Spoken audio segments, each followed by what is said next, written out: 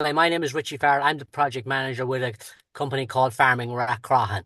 Farming Rathcroghan was a locally based initiative started way back in 2018 to protect and preserve the archaeological complex in Rathcroghan in County Roscommon. We have been engaged with European funding through the EIP Agri and currently through the Just Transition Fund at the moment. And our tagline really is preserving the past and protecting the future. We all know where we came from.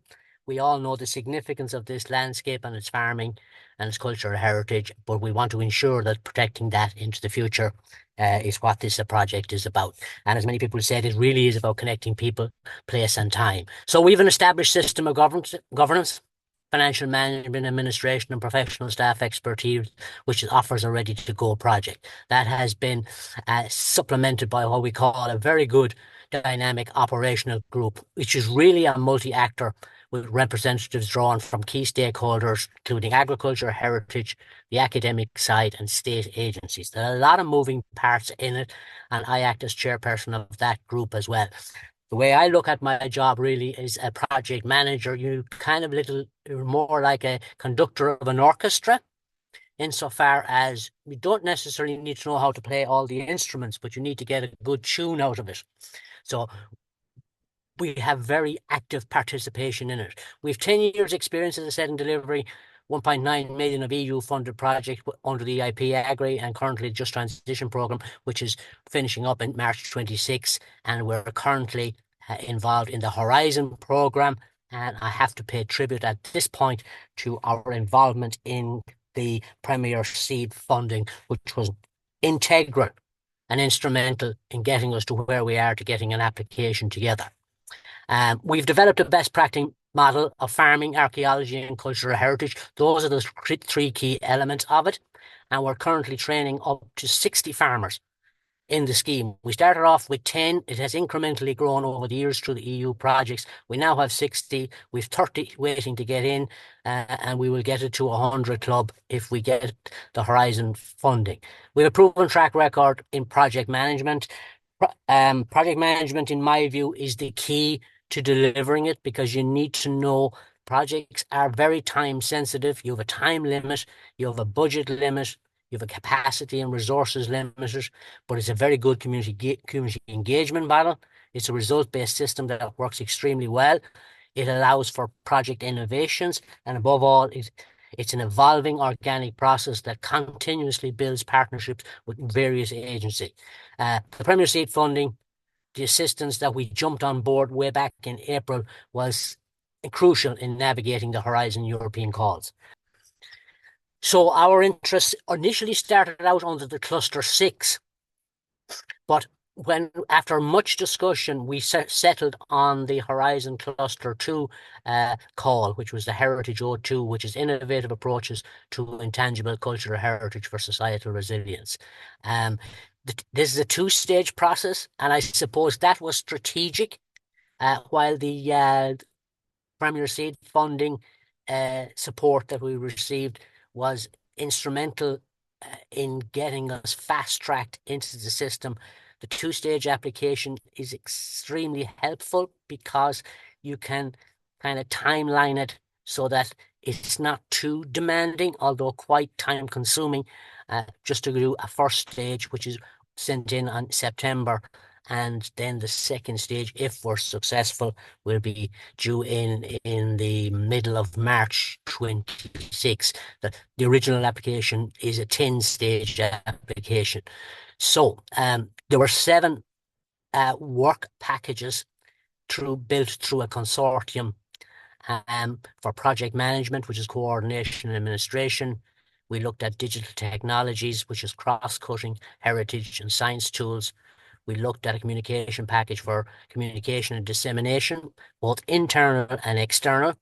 We settled on a very important aspect of the folklore and oral history, all the methodologies and recording that would go into that. That's a separate work package. The social impact assessment, risk assessment and societal changes. I have to say at this stage that this is a research and innovation project. So a lot of that would be familiar to those of you listening in. And we built in what we called an education and training modules into the proposal as well for skills development and bursaries, because what we're doing here is we're following the evolution of the project. We've moved from what we call a results-based system very much into a people-orientated project. And what we want to do is move all kind of the farmers. They'd still be farming, they'd still be actively supporting the project, protecting the monuments, doing their farm plans, but to move them a little more gently and nudged along in a whole education, heritage stewardship approach for future generations, because that's where we need to get it to. And then we're part of what we call a case study living labs, forgive the misspelling there, which is developing what we call the whole cultural spaces and community development. So the title of it is kind of strategic tools for intangible cultural heritage. The tangible aspect of it are the physical aspects of the attributes that make this place so unique. So you're talking about an area of 40 square kilometers, 266 archaeological features, 53 national monuments, and we're kind of supporting the management of all of that. So how did we get into the whole process of the premier stuff? Basically, we attended all of the information days. We looked in detail at what we call the call analysis, and we examined all of that. We attended the brokerage events, and then we attended the conference. I was 3 days in Warsaw, for example. So the whole idea of this is new to us, insofar as in the past we would have had just our own governance and our operational group, but this is moving it into another level sphere in terms of building a consortium. So a lot of research going into finding partners suitable, like-minded, and learn from other areas across Europe and building that consortium of vested interests. We had a load of individual meetings to fine-tune it, and then finally we have a group of 10 countries for the proposal, including ourselves, Cyprus, Turkey, Portugal, Poland, Greece, Italy, Sweden, Czechia, and France. And that is a great example of a multi-actor approach. All of those countries are contributing to each partner contributes to what we call the work packages. So there was a huge amount of work went into this. 5 months, really. We were at a slight advantage that we had a staffing structure that we could do it, but still it requires a lot of work. So drawn from regional spread across Europe with different diverse cultural backgrounds. Some great examples of cultural provisions being delivered on the ground in various countries. Now, there came a crucial point in the project where we could get no one to act as a lead coordinator. So we took that decision that we would act as a lead coordinator, which doubled up the work in many respects, but it was necessary because otherwise the project might fall away and we had invested too much time and energy into it from the Premier side. Engagement is a crucial part of it. The roles of every partner are recognised and assessed, and then we have a whole portfolio of activities that everybody is contributing to. And we took some time to draft the concept note. There was multiple drafts of that.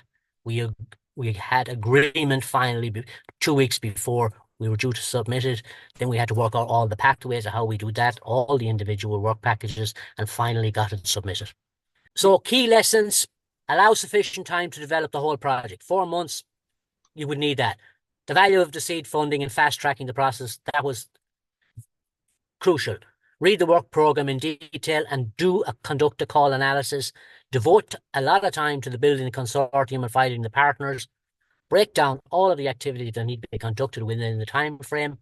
Utilize all the available expertise, which previous speaker alluded to from Germany, which is the national contact point, and the advice and expertise that we brought in to the project, and identify the strengths of all the partners. That decision to act as lead coordinator, just to keep it on track, utilize the national contact points, and then we utilize our own operational group. Strategy of a two-stage process, which I mentioned earlier. then we looked at really essentially the evaluation criteria and tried to match the application for that, because it needs to be very, very high quality.